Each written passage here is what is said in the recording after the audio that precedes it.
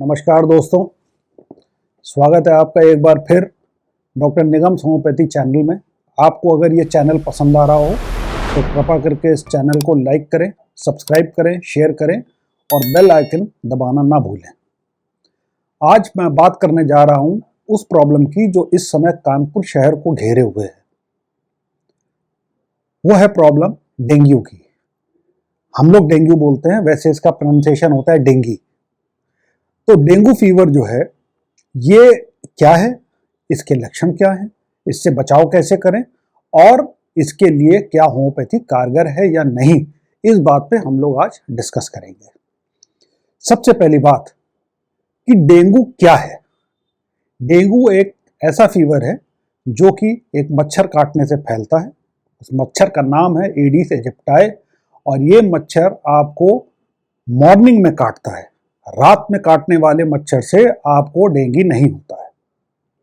अगर आप सुबेरे के समय फुल स्लीव शर्ट पहनेंगे, अगर आप फुल स्लीव पैंट पहनेंगे, जूते पहनेंगे, मोजे पहनेंगे, तो सबसे बढ़िया आपको बचाव इस मच्छर से होगा।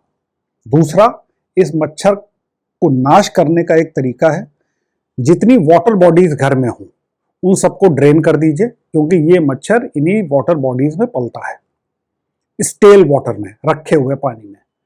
दूसरा, अगर आप वाटर बॉडीज को हटाना नहीं चाहते हैं तो उसमें कीटनाशक, जो मच्छर नाशक दवाई होती है, उसका छिड़काव कर दें।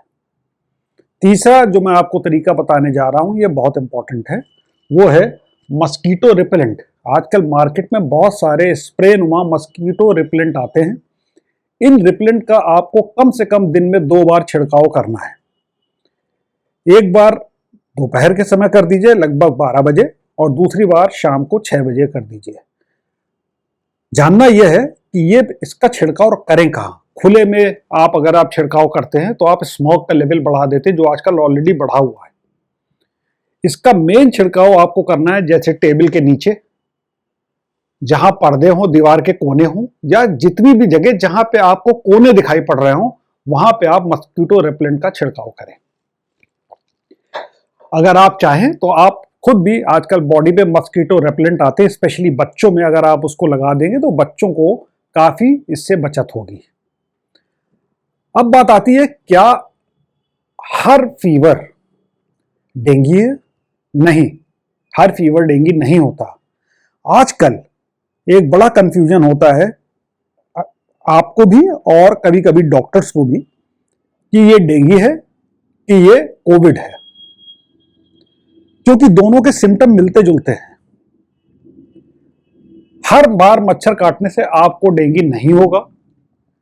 अगर आपको 100 लोगों ने, अगर 4 लोगों को मच्छर ने काटा तो उनमें से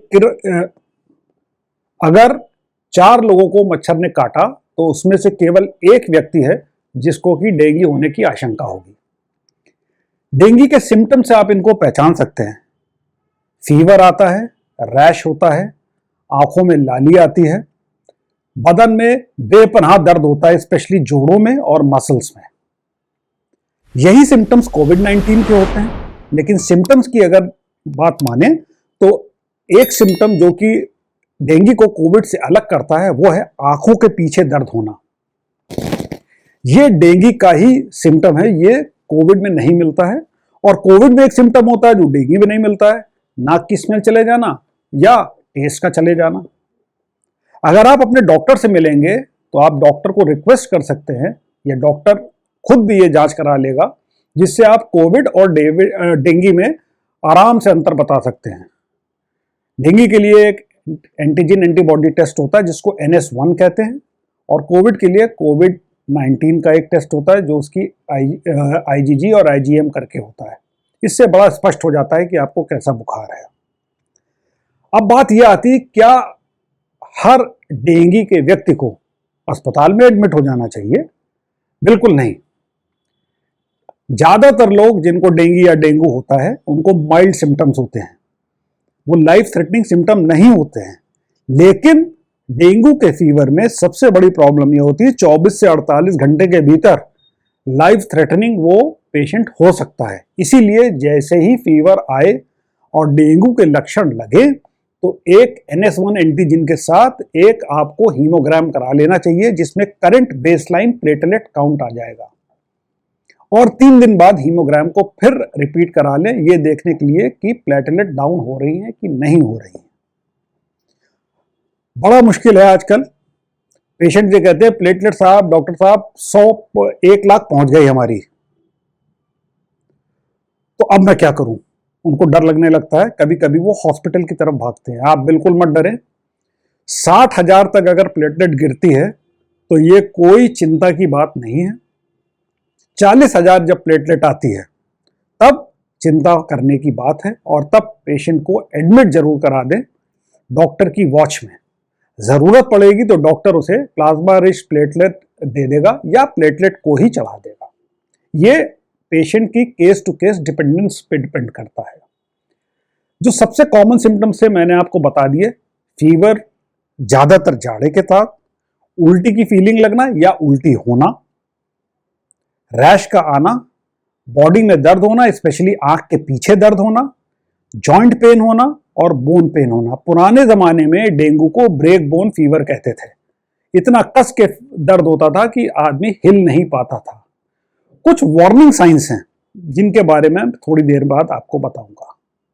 जहां तक डेंगू के एलोपैथिक ट्रीटमेंट की बात है तो इसमें कोई स्पेसिफिक एलोपैथिक ट्रीटमेंट नहीं है, सिवाय इसके कि आप भरपूर रेस्ट करें, पानी खूब पिएं, हाइड्रेट करें अपने आप को, और अगर कमजोरी फिर भी ना जा रही हो तो इलेक्ट्रॉल या इलेक्ट्रोलाइट रिच पानी पिएं।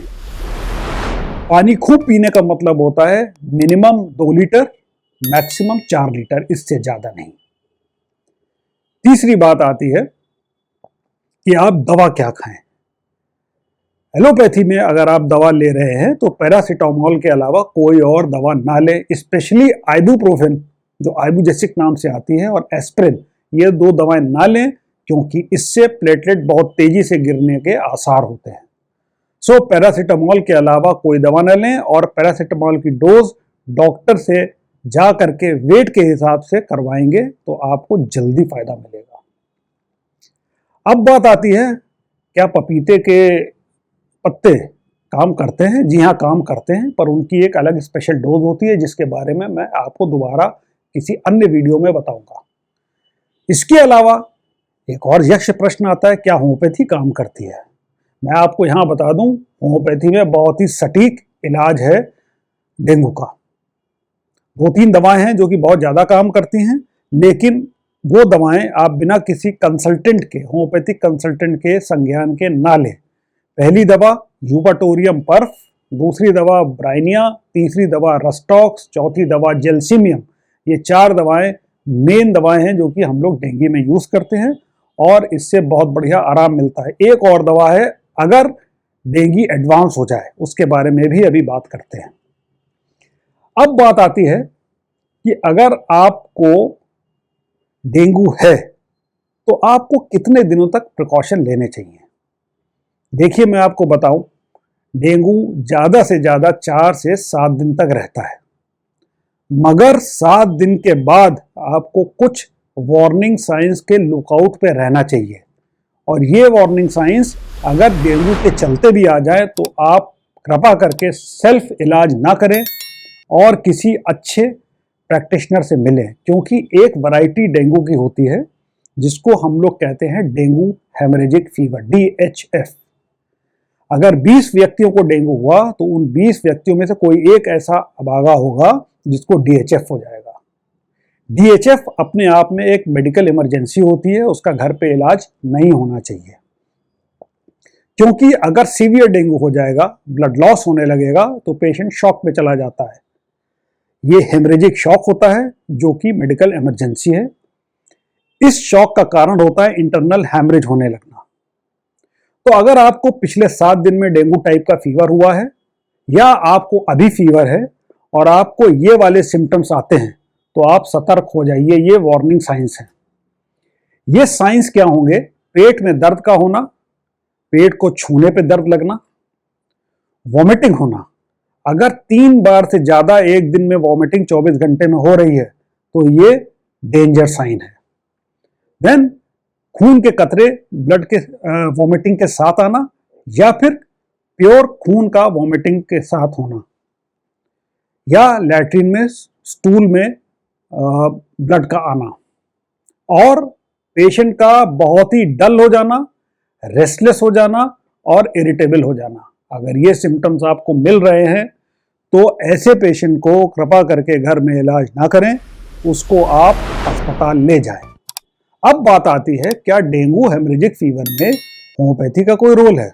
जी हाँ, होम्योपैथी का बहुत बढ़िया रोल है, लेकिन वो रोल प्लेटलेट सप्लीमेंटेशन से बड़ा नहीं है। आप प्लेटलेट्स की ज़रूरत अगर हो तो प्लेटलेट्स पेशेंट को ज़रूर चढ़वाएं, या प्लाज्मा रिच प्लेटलेट चढ़वाएं, और साथ में होम्योपैथी देंगे तो विद इन 24 to 48 आवर्स आप देखेंगे कि प्लेटलेट बढ़ने लग जाएंगी। जैसा कि हाल में अभी एक पेशेंट के साथ हुआ। पेशेंट सरसौल, जो कि कानपुर के पास इस समय डेंगू का सबसे बड़ा एपिसेंटर है, वहाँ का पेशेंट था। पेशेंट की प्लेटलेट 40 आ गई। जब 40 प्लेटलेट आ गई और वो हॉस्पिटल में एडमिट था, उसको प्लेटलेट मैंने चढ़ने नहीं दी, मगर होम्योपैथी की दवा दी, और वो दवा चाइना और चेलिडोनियम थी, क्योंकि उसका लिवर भी अफेक्टेड हो गया था और उसके लिवर के एंजाइम्स बढ़ गए थे। 2 दिन के भीतर उसकी प्लेटलेट 90,000 हो गई, उसके अगले दिन 1,24,000 हो गई, और आज की तारीख में उसकी प्लेटलेट 2 लाख पार कर गई है। उसके जो लिवर के एंजाइम्स थे वो आधे हो गए। इस केस को हम लोग बाद में शेयर भी करेंगे आपके साथ। तो डेंगू के साथ प्लेटलेट अगर चढ़ाने की जरूरत पड़े, उसके साथ होम्योपैथी बहुत बढ़िया काम करती है। और अगर होम्योपैथिक प्रिस्क्राइबर बहुत अच्छा हो, कॉन्फिडेंट हो, तो हॉस्पिटल में पेशेंट को एडमिट करके होम्योपैथी देने से बहुत बढ़िया आराम आने की उम्मीद होती है। डेंगू हेमरेजिक फीवर में जो 4-5 दवाएं बहुत अच्छा काम करती हैं, अगेन बिना अच्छे कंसल्टेंट के जानकारी के आप ये दवा मत लीजिएगा, बट वो दवाएं हैं arsenic album, crotalus hor, ferrum metallicum, ferrum phos, china, और अगर लिवर भी इन्वॉल्व है तो चेलिडोनियम। ये पूरा का पूरा जो व्याख्यान मैंने आपको डेंगू पे दिया, ये आपकी नॉलेज के लिए है। आप उसके बेसिस पे अपने आप स्वयं प्रिस्क्राइब ना करें। माइल्ड डेंगू फीवर हो तो भी हमसे आकर के मिलें, सीवियर हो तो हॉस्पिटल में एडमिट हो जाएं और तुरंत हमसे कांटेक्ट करें। मुझे उम्मीद है कि डेंगू के इस महामारी में जो कानपुर में इस समय फैली हुई है, इसमें होम्योपैथी आपके साथ आपको फायदा पहुंचाएगी। धन्यवाद, नमस्कार।